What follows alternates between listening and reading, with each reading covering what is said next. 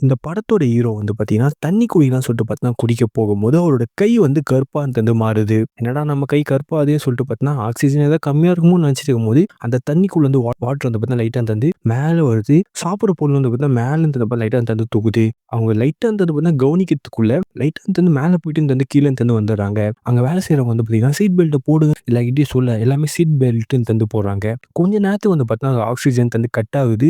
உடனே வந்து மேலேருந்து அந்த ஆக்ஸிஜன் இது வருது. எல்லாருமே அத வந்து யூஸ் பண்ணியிருக்காங்க. பட் நம்ம ஹீரோட ஒய்ஃப் மட்டும் தந்து அது ப்ராப்பராவே வந்து பார்த்தீங்கன்னா இல்ல அந்த ஆக்ஸிஜன் மாஸ்க்கு. ஸோ நம்ம ஹீரோ என்ன பண்றாருன்னா, குடுகுடுன்னு ஓடி போயிட்டு ஒரு ரூம்லேருந்து வந்து பார்த்தீங்கன்னா ஆக்ஸிஜன் எடுத்துட்டு வந்து பார்த்தீங்கன்னா அவங்க ஒய்ஃப்க்கு வந்து குடுக்குறாரு. அவரு கூட எடுத்துக்காம. பட் அவங்க ஒய்ஃப் வந்து பார்த்தா இப்போ ஓரளவுக்கு ஓகேவா வந்து பார்த்தீங்கன்னா இருக்காங்க.